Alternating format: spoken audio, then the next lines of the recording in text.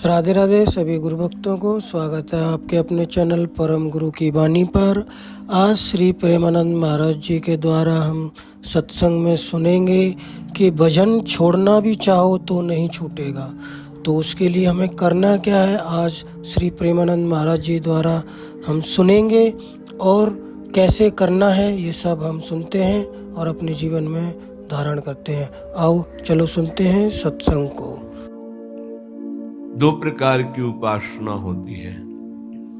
एक होती है अहम के द्वारा साधनों का अनुष्ठान करते हुए बहुत लंबे समय तक, एक जन्म, दो जन्म, 25 जन्म बीत सकते हैं, अहंकार का समर्पण होना, दृढ़ आश्रय होना साधना के द्वारा। इसमें बहुत जन्म लग सकते हैं, पर इसमें साधक को अपने अहम का विश्वास होता है, अपने साधन का विश्वास होता है, साधन का भरोसा होता है।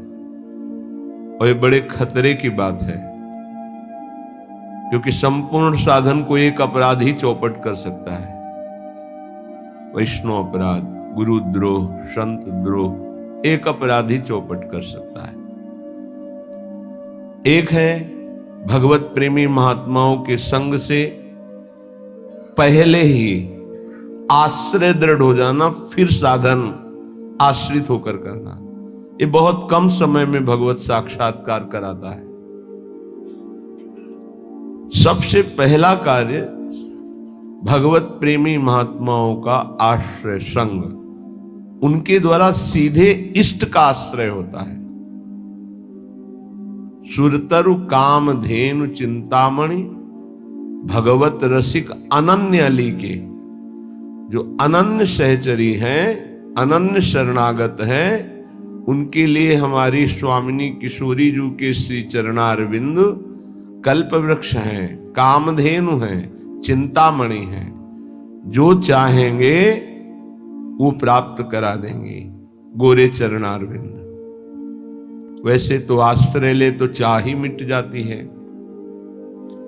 पर अगर चाह करे तो श्री जी बहुत करुणामयी है।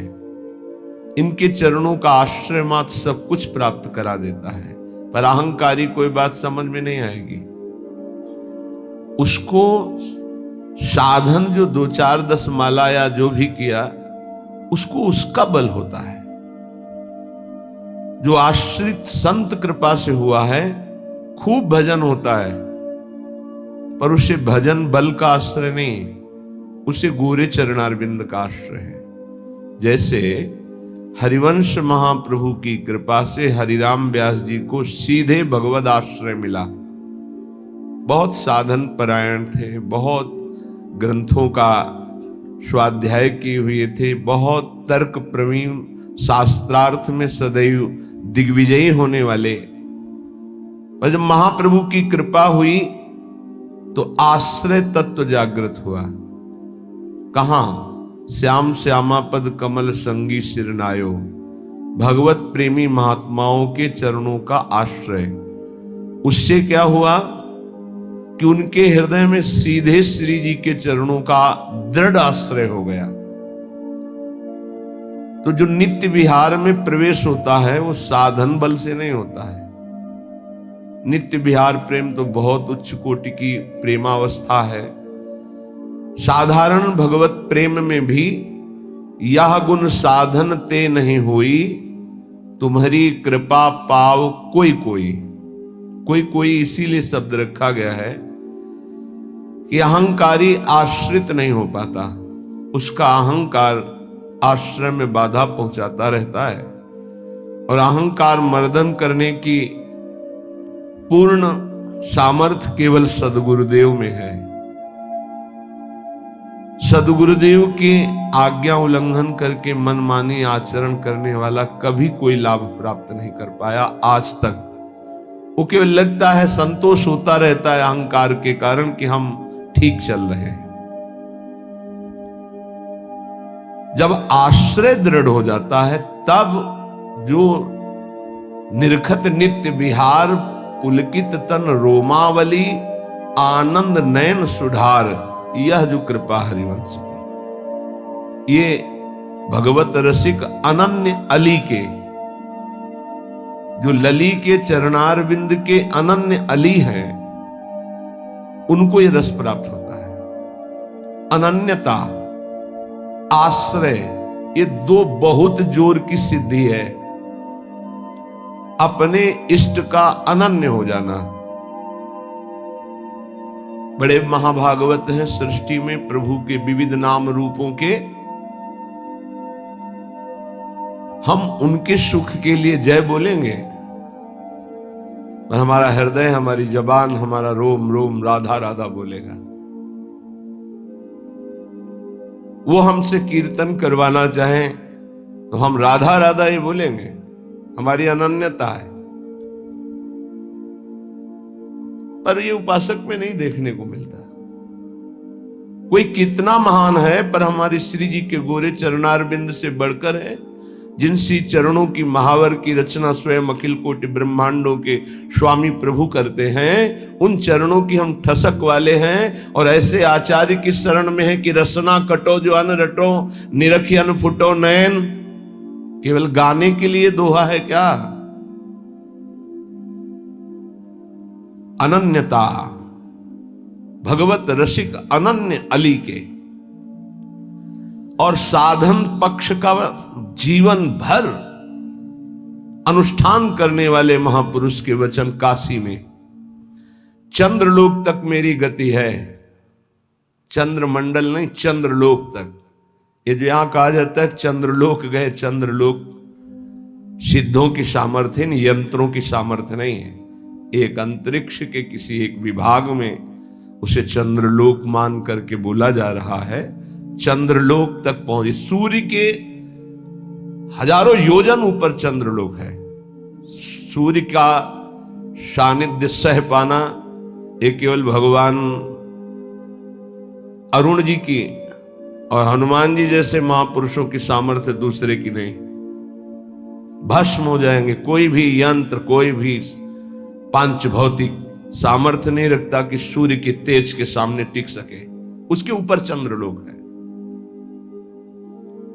उन्होंने अंतिम समय संत सभा आसपास बैठी थी, तब उन्होंने कहा मेरी गति तो चंद्रलोक तक है, पर मुक्त होना मोक्ष पद ये भगवान विश्वनाथ जी के हाथ की बात है। वो कृपा करें तो मोक्ष हो जाए, लेकिन मैं देख रहा हूं इस समय मेरी गति केवल चंद्रलोक तक है। बहुत बड़े साधन परायण महापुरुष की बात कह रहे हैं। साधना की सामर्थ्य नहीं है। साधना किया जाता है असाधन मिटाने के लिए, समय को सार्थक करने के लिए, और प्रियालाल की प्राप्ति होती प्रियालाल की कृपा से। जब उपासक का आश्रय दृढ़ होता है तब ये बात आती जो हरिराम व्यास जी कह रहे, काहू के बल भजन को, काहू के आचार, व्यास भरोसे कुंवर के सोवत पांव पसार। भरोसा, विश्वास, दृढ़ आश्रय, ये दुर्लभ गति प्रदान करता है। दुर्लभ गति। अहंकारी कितनी साधना करेगा, पर अहंकार उससे ऐसा अपराध करवा देगा, गुरुद्रोह, संतद्रोह, वैष्णवद्रोह, जिससे उसका सब किया कराया चौपट और दुर्गति पक्की। इसीलिए गुरु सेवा तज करें जबान, यह है अधर्म, यह है सब हानि। सेवक जी महाराज ऐसे नहीं लिख रहे हैं। भगवत रसिक अनन्य अली की अनन्यता। गीता जी में श्री भगवान बहुत बार अनन्यता की बात कह रहे हैं। सिद्धांत विचार लीला में ध्रुवदास जी कह रहे, जो अनन्य भयो ताको भाग कहा कहिए। आराध्य देव की अनन्यता और दृढ़ आश्रय बहुत बड़ी उपलब्धि है, सिद्धि है। कितने ऐसे वैष्णव उपासक हैं जिनकी केवल फल में बुद्धि रहती है। इनको अपने घर ले जाए, इनको खवा दे तो हमें ये फल मिलेगा, इनको ऐसा करे तो ये हमें लाभ मिलेगा। और लाभ का जहां नाश हो रहा है वास्तविक, उसका सुधार नहीं है। अंधा बटे पड़ा चबाए, अपराध खाता जाता है और वो सोचता है मैं साधन संपन्न हो रहा हूं। जिनके कानों में शब्द पड़ रहे हैं भागवती, उनको संभलना चाहिए। अपने इष्ट की अनन्यता ही बेड़ा पार करेगी। तुम्हारे साधन बल में इतनी ताकत नहीं है कि इस महान भव समुद्र से पार हो जाओ। आचार्य चरण कह रहे हैं, क्वाहम मूढ़मति को नाम परमानंद सारम रसम। मैं मूढ़मति, कहां परमानंद का सार राधा नाम। वो अपने को मूढ़मति समझ रहे हैं। आप इतने विद्वान बुद्धिमान हैं, साधन से वस्तु प्राप्त कर लेंगे, तो हम फिर साधन क्यों करें? असाधन मिटाने के लिए। साधन नहीं करोगे तो असाधन बनेगा। लाभ किससे मिलेगा? प्रियालाल की कृपा से, आश्रय से। बात समझना है बड़े महापुरुषों की, बहुत जल्दी लाभ हो जाएगा। ये समझ में नहीं आती सबके। बिगड़ी जन्म अनेक की अब ही सुधरे आज, हो ही राम को, हो गया हमारा काम। भगवत प्राप्ति पक्की होगी, हो ही राम को। अब समय कैसे व्यतीत करें? नाम जप, गलती ना हो, इसलिए तज कुसुमाज, गंदी बातें छोड़ो, नाम जप करो। इससे समय तुम्हारा सार्थक होगा। गति तुम्हारी प्रभु के होने से होगी। मेरी प्रिया जो, मेरे श्यामा जो, मेरी लाडली जो। ये बात समझ में नहीं आती, ये नहीं समझ में आती। दान पुण्य समझ में आएगा, तीर्थ स्नान, परिक्रमा, साधु सेवा, ये समझ में आएगा, क्योंकि इससे मुझे लाभ मिल रहा है। क्या? अहम को सुख मिल रहा है। मैं प्रति महीने इतना देता हूं, मैं प्रति महीने ये दान करता हूं, मैं ये करता हूं, ये करता हूं। ये हुआ अंधा बटा, और अहंकार रूपी पड़ा चबा रहा है, तुम्हारी समझ में नहीं आ रहा। खाली हाथ मलिनता की मलिनता बनी रहेगी। जिनको कृपा का परिचय मिला, वो करे सबे अंग गुणहीन हो। देख लो, नित्य विहार रस की रचना करने वाले महापुरुष कह रहे हैं, जो सर्वोपरि रस के ज्ञाता हैं, वो कह रहे हैं सबे अंग गुणहीन हो, ताको जतन न कोई, एक किशोरी कृपाते, जो कछु होई सो होई। समस्त साधनों से हीन हूं, कोई दैवी संपदा का कोई गुणाभिमान नहीं। कैसे महापुरुष हैं? सबे अंग गुणहीन। मुझ हीन की गति तो केवल लाडली जू है, लाडली जू की कृपा है बस।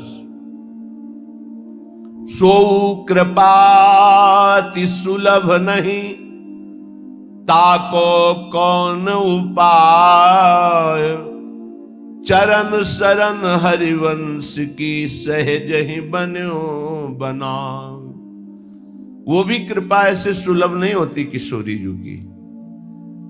बोले हमारा तो सब सहज बनाव बन गया, हित सजनी स्वरूपा हरिवंश महाप्रभु की शरण मिल गई, तो श्री हरिवंश कृपा हुई, तो लाडली जी की कृपा बरसने लगी।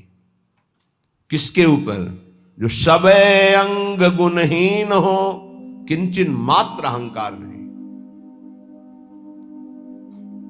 प्राय हम देख रहे हैं कि अहंकार की धरा में जिससे अहंकार पुष्ट हो, वो कार्य करने में सुख मिल रहा है अंतःकरण को। ध्यान से देखिएगा तो आपको परिचय मिल जाएगा। मैं ये कर रहा हूं, मैं ये करूंगा, मैंने इतना जपा, मैं इतना जपूंगा, ये अहम अंदर जो है वो सुखानुभूति दे रहा है, वो साधना की। और महान प्रेम रस प्राप्ति के लिए साधन सुख का नहीं, आश्रय सुख का रसास्वादन होता है। साधन तो आश्रित से ऐसा होता है कि अहंकारी से हो ही नहीं सकता है। 5 मिनट में जो आश्रित का भजन होगा, वो 5 घंटे अहंकारी करे तो भी नहीं पहुंच सकता। आर्त भाव से, द्रवित हृदय से 5 मिनट तन्मय होकर जो उसका भजन हुआ, उसकी बराबरी अहंकारी 5 घंटे क्या 5 दिन करे तो बराबरी नहीं कर सकता। आश्रय समझ पा रहे हो भगवत कृपा से तो समझ लीजिए, हृदय से आश्रय, समय व्यतीत करने के लिए नाम जप। हम आश्रित हैं, इसके लिए पवित्र रहना अनिवार्य है। तो कोई हमसे गंदी बात, गंदी क्रिया, गंदी सोच, गंदे लोगों का संग न बन जाए, ये सावधानी। तब जाके उपासक के हृदय में भगवदानंद स्फुरित होता है। ये सब बहिर्मुख अपनी केवल अहंकार की वृत्ति को पुष्ट करके साधना का अहम रख करके परम पद प्राप्त करना कदापि नहीं। अंतर्मुख होकर देखो, कृपा के बिना एक क्षण भी तुम नाम जप नहीं कर सकते। कृपा आपके ऊपर है, उस कृपा की बलिहारी नहीं जा रहे और अहम को पुष्ट कर रहे हो। बहुत सावधानी, अंदर का विषय, अगर इसे सुधारोगे नहीं तो बहुत लंबा समय चला जाएगा, बहुत लंबा समय। बाहरी वेश परिवर्तन से, बाहरी स्थान परिवर्तन से कोई फर्क नहीं पड़ता मन में, अहंकार में, दोषों में। जब तक हमारा चिंतन परिवर्तित नहीं होगा तब तक बात नहीं बनेगी। अहम युक्त चिंतन मूढ़ता को धारण करता है। मूढ़ पुरुष कभी परम पद का अधिकारी नहीं होता। दैन्य भाव प्रियाजू को अत्यंत प्रिय है और ये अहम नष्ट होकर दैन्य आना केवल गुरु कृपा से होता है। एक है, उनको बस शरणागति के बाद एक ही उपदेश कि तुम जितना दान पुण्य करते हो सब बंद कर दो, यमुना जी में फेंक दो या ऐसी जगह दे दो कोई तुम्हारी तरफ देखे ना, कोई तुम्हें बाद में धन्यवाद ना दे ऐसा, और नमक रोटी खाओ, भजन करो, श्री जी मिल जाएंगे। पर वो सम्मान प्रिय जीवन तो हमको ये बर्दाश्त नहीं। और सार्वभौम सत्संग हो रहा किसी व्यक्ति के लिए नहीं, वो तुम्हारे अंदर की कमजोरी को दूर कर रहा है, उस कमजोरी को मार रहा है जो तुम्हारे भजन को खा रहा है, तुम्हारे भजन को छीण कर रहा है। पर वह अहंकारी चोरों को संभाल के हृदय में रखता है और सत मार्ग की वृत्ति से दूर हो जाता है। वो समझ नहीं पाता, वो संत वाणी को, गुरु वाणी को अपना विरोधी समझता है और अपने विरोधी काम, क्रोध, अहंकार, मोह, मद, इनको मित्र समझता है और इनको बचाने के लिए सत्संग रूपी प्रहार से बचा जाता है। नहीं, इतने प्यारे इन दोषों को हम कैसे निकाल सकते हैं? सत्संग छोड़ देंगे, सामने आना छोड़ देंगे, लेकिन भगवत प्रदत्त बुद्धि के द्वारा विकारों को छोड़ दें, ऐसा कैसे हो सकता है? यही दुर्गति जीव की है। भगवान की तरफ ते सब बानक बन गया, मानव देह वृंदावन आ जाना, रसिकों से शरणागत होकर दीक्षा ले लेना, साधन पद्धति का ज्ञान करा देना, और कुछ नहीं। हाथी का स्नान सब हुआ, हाथी स्नान किया, सूंड से रज लिया, फिर ऊपर सब डाल लिया, क्या हुआ? चाहे जितना निर्मल करो, अहंकारी अपने आप को मलिन रखना ही अच्छा समझता है। देह भाव वाले जनों का संग कभी नहीं करना चाहिए। इनके संग से केवल दुख, अशांति यही प्राप्त होती है। अपने को सदैव अहंकार रहित बनाने के लिए ही तो हम साधना कर रहे हैं। और हमारा बंधन है क्या? हमारा बंधन क्या है? संस्कृत मूल सूल प्रद नाना सकल सुखदायक अभिमाना, ये अहंकार ही तो बंधन है। और यही मिटाने के लिए जब हम गुरु शरण में होते हैं और जब अहंकार पर घन चलता है, भाग पड़ते हैं। अहंकार पर चोट नहीं होनी चाहिए। फिर मिटाना किसको था? साधना किसकी थी? इसलिए उपासक सावधान।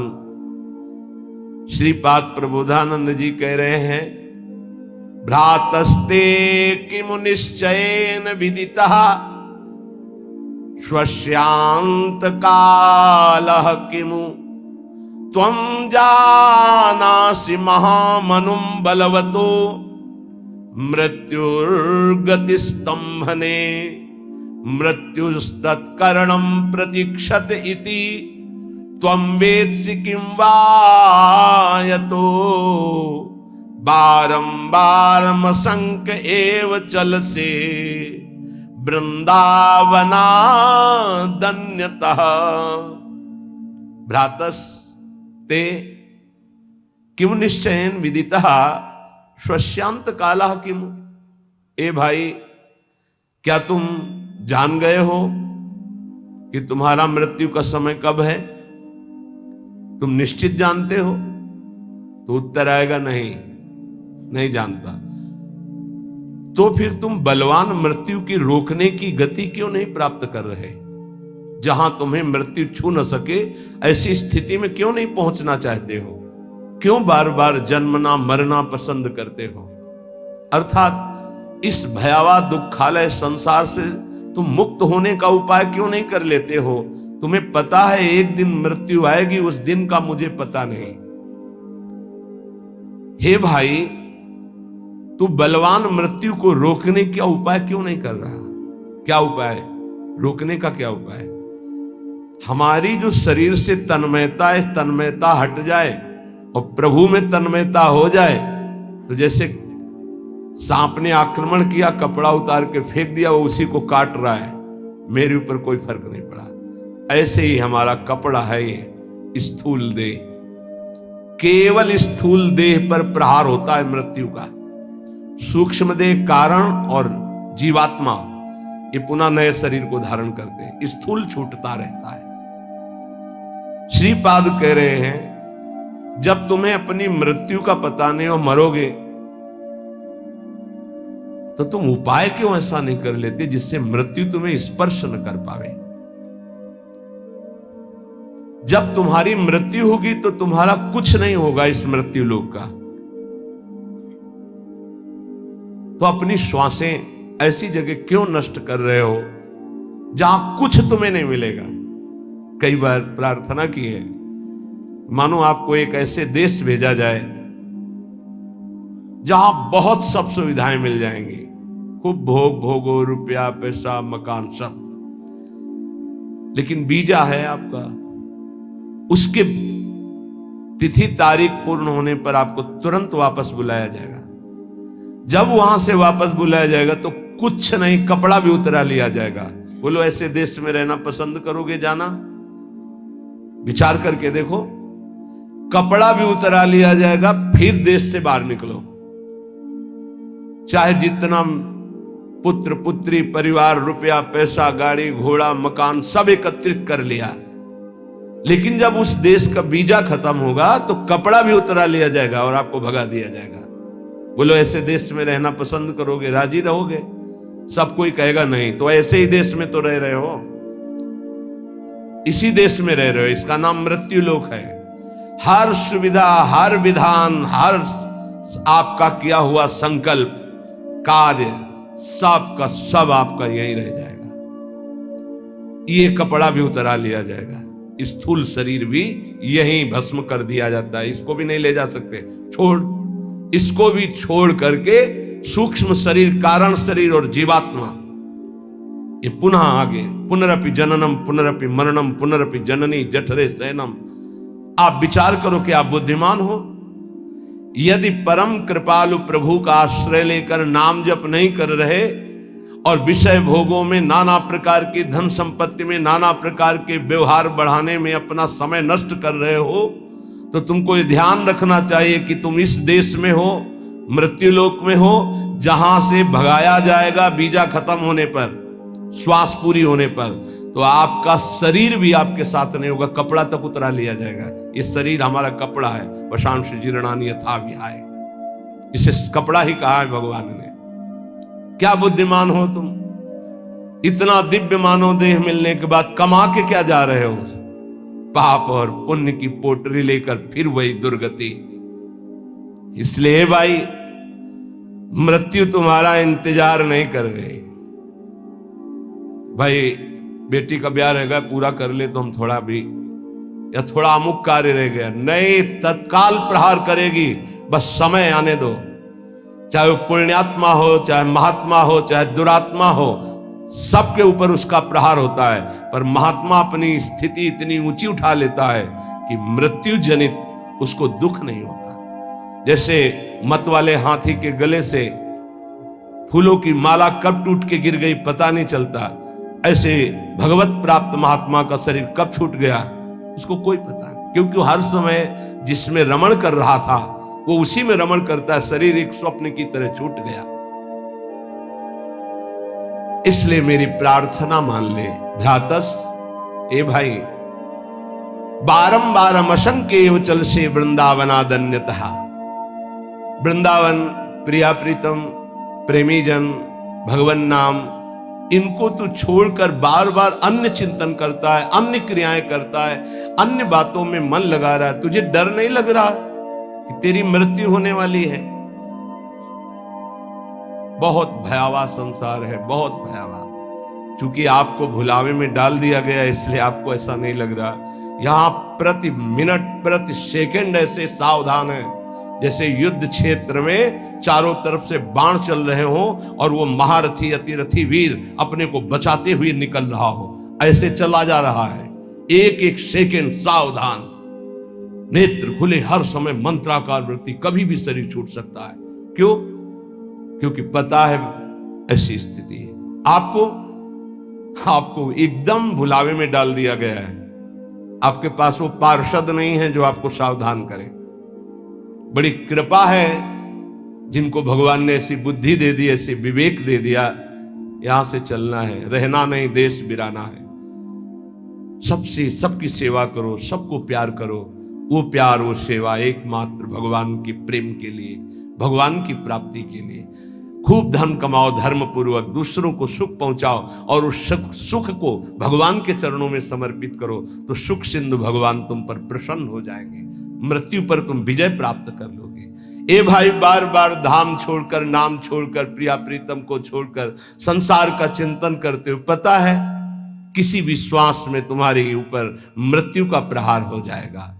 इसलिए कृष्णानंद रसाम्बुधे परतरम सारम विचित्रोज्ज्वला कारम पारगतैरपि श्रुतिशिरो वृंदस्य नेक्षम मनाक् श्री वृंदा विपिनम सुदुर्लभतरम प्रत्यासमासाद्य भो क्षुद्रासा कुपिशाचिका वशगतो वम भ्रम्यसे किम बहि।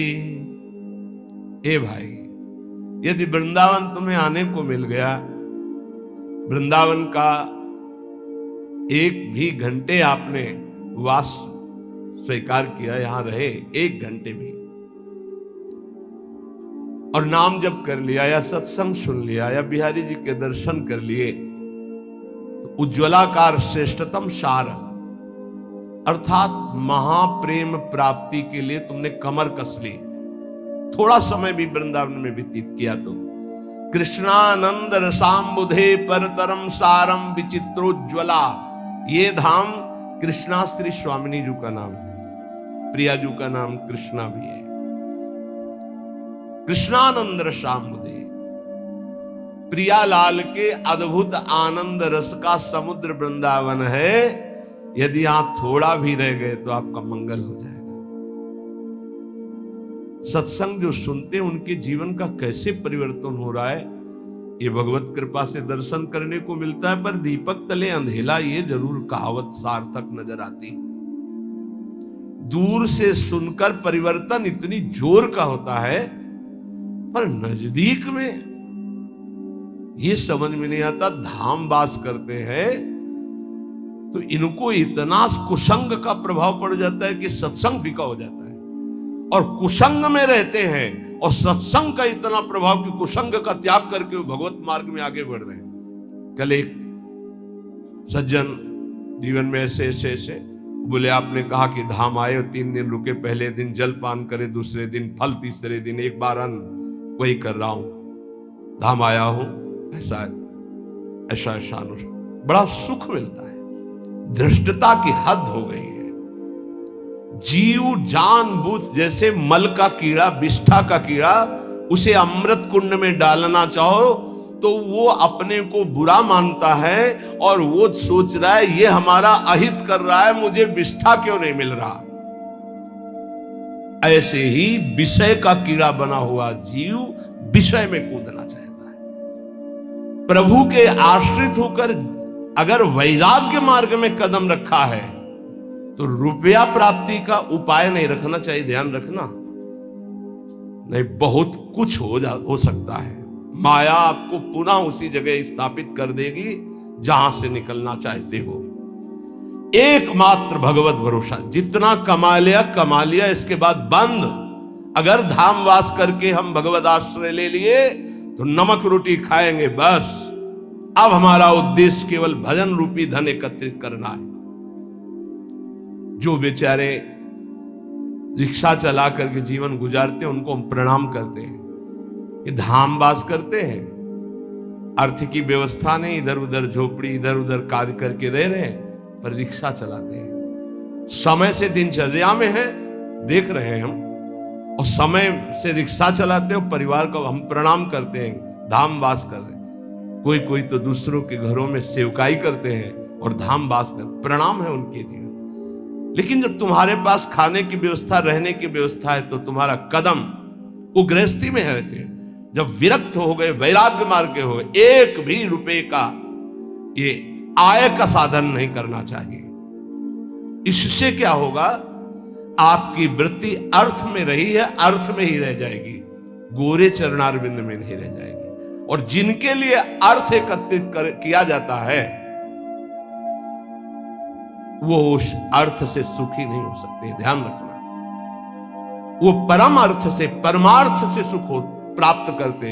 करोड़ों अरबों रुपया जमा कर दिया, उन्हीं के सामने उन्हीं के बच्चों ने उनका तिरस्कार करके और गलत मार्ग का अनुसरण किया। श्रीपाद कह रहे, जब तुम जानते हो कि मृत्यु निश्चित होगी, जब तुम जानते हो कि मृत्यु से बचने का एकमात्र उपाय भगवान की शरण, हर श्वास नाम जपना है, तो कृष्णानंद रसाम्बुदे परतरम सारम विचित्रोज्ज्वला, महान विचित्र प्रेम रस जो उज्जवल, जिसमें कामना की गंध नहीं है, ऐसा प्रिया प्रीतम का प्रेम रस प्रदान करने में समर्थ श्री धाम वृंदावन है।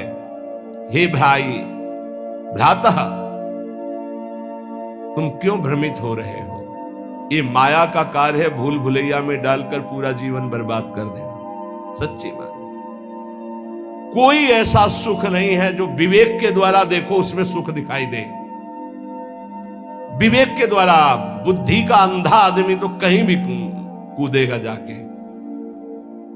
एक सुख हमें बता दो कि ये महान सुख है इस मृत्यु लोक में। एक सुख पूरे शरीर को, इसी को लेकर के सारे सुख विधान है।